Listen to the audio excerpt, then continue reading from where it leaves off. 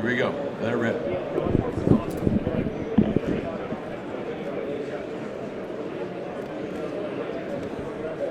Yeah, I mean, it seems like we just got off the plane in Arizona that night, to be honest with you. We've just been going nonstop, for the last, I don't know how long it's been.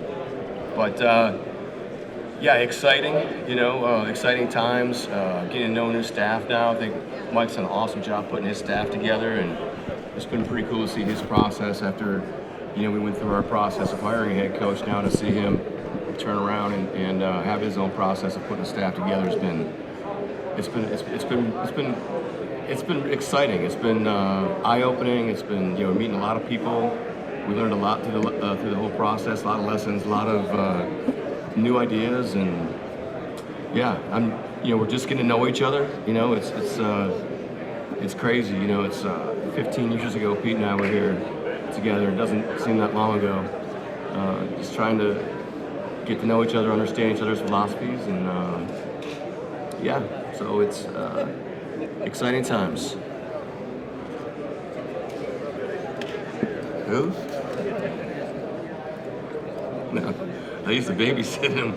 Yeah, thanks a lot. Appreciate that. No, he was always around us. He was always in the draft room with us. He was always sitting in our offices, always taking in as much information as he possibly could. Always had very, very strong opinions. If you ask him, I think he thought he was all conference, and I'm not sure he ever played it down for the high school. Just a little dig there, Elliot. He was just really into it, and then we hired him back. He went to Miami, went to school down there, was working in our scouting department. One of those first jobs that really existed. So went down there and then came back, and Reggie and John Dorsey and Ted Thompson and myself hired him back, and he just took off. So I'm happy, I haven't had a chance to really talk to him too much, but happy everything's turned out for him there.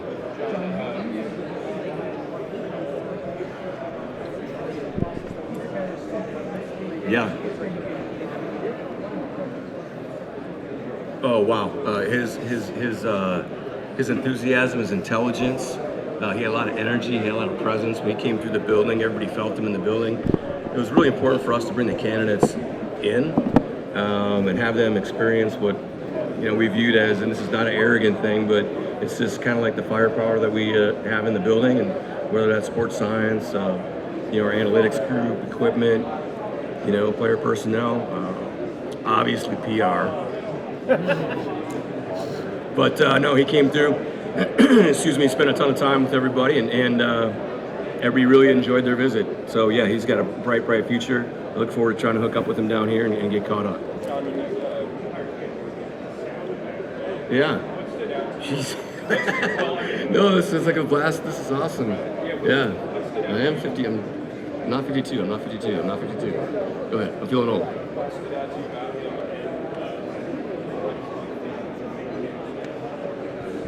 Very strong in his opinions. Former player that came in and really bought into our process, our different processes, I should say.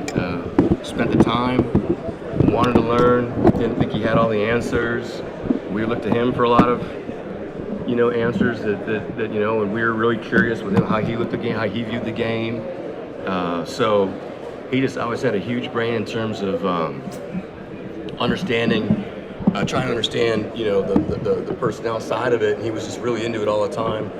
And then, became a personal confidant of mine. So, from a player standpoint, understanding what the locker room's going through, yeah, he's great. John. Yeah, who's next? Red Cochran? Yeah, okay. It's been a while since you worked with Brian. Yeah. From your perspective on the outside, what has he done so well? Steady. He's just been steady, always has been. He did an internship in Green Bay, and then we hired him in Kansas City. And he's just always been, he coached. He was like a JV, I think at lacrosse. Yeah, he was a coach at lacrosse on the JV team. Never wavers, just a real steady, even-keeled, works his tail off. In my opinion, he's a very forward communicator. We can have conversations on the phone and get caught up in about 10 minutes, which I personally like. So, yeah. No, and obviously this year the way the quarterback played and everything, Love was happy for him. Everything, it's not easy. I'm really happy for him. John, how do you see how do you see the optimal touch split between Ken Walker and Charbonnet, and what do you think about those two I runners? apologize, I can't hear you. How do you see the optimal touch split between Ken Walker and Zach Charbonnet, and how do those two guys play off of each other as far as their style? Yeah, they're different backs. That's going to be up to Coach Grubb and the offensive staff. How they want to use those guys.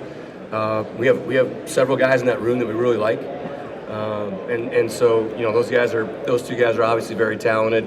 All four of our guys have different skill sets, so really looking forward to seeing how the coaching staff views their strengths, and if they have deficiencies, tries to kind of hide those deficiencies, but more importantly, accentuate the positives with those guys.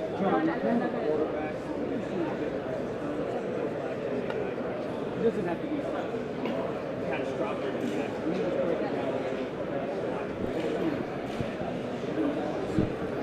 Interceptions, low ball carriers, ball coming out, how they handle themselves in the pocket, people that aren't confident in their abilities. I think you just look at the guys, the way they handle themselves through a football game. When you see guys play live, it's really important to see how they interact with their teammates and to see how they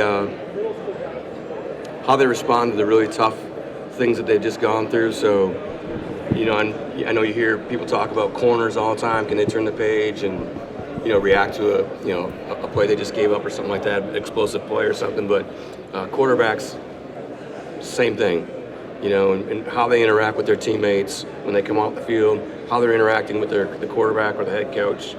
And yeah, just that calm, steady, competitive field vision, tough, competitive. You asked me what I didn't like, so now I had to go back to what I do like. So.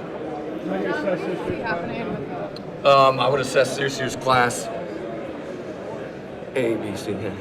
It's a good group. I know where you're going. It's a good group. Greg, I've told you guys in the past, having grown up in the Packer organization and worked for Ron Wolf, not 14 drafts, only drafting 2 quarterbacks, is not something that we're necessarily proud of. It's just it's happened that way. Excuse me. And every year it's a goal to try to acquire a quarterback, and whether that's draft, free agency, whatever it looks like. But yeah, this year's draft class is a cool group. A lot of variances in there.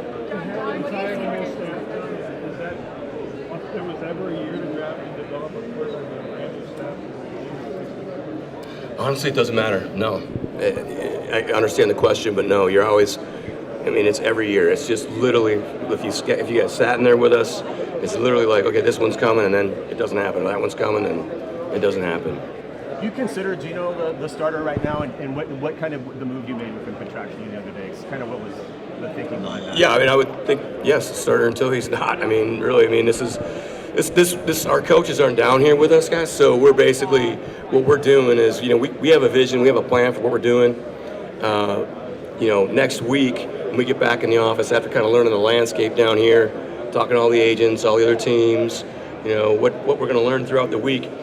Kind of coming around the corner next week, getting back with those guys, with the new staff, with Mike's staff in place, and then getting our alignment, and really asking for patience from all of our players. It's all the guys that are free agents and the guys that are still kind of on the team looking to just talk to their position coach, and I'm sure those guys are doing that this week, and I know some guys have already reached out and everything, but really just finishing up the staff last maybe Thursday or Friday. So. John, how old are you? Sorry. Yeah, no. Dave Canales and yeah.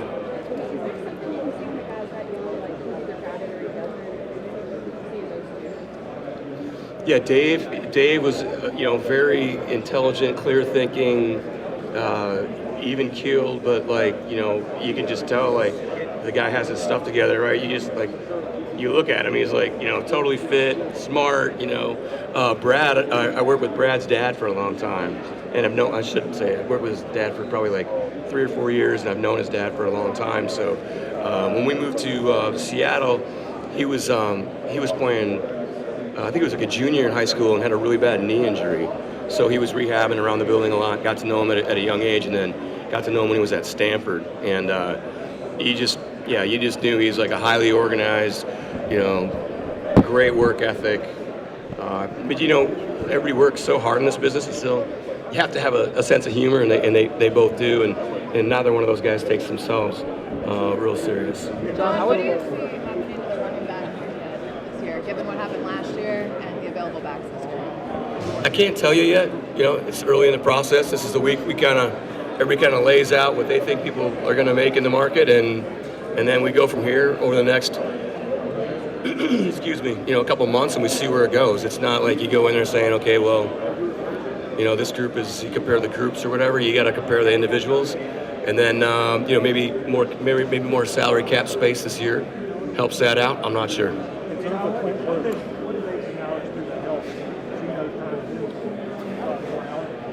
What do you see in that could help right now?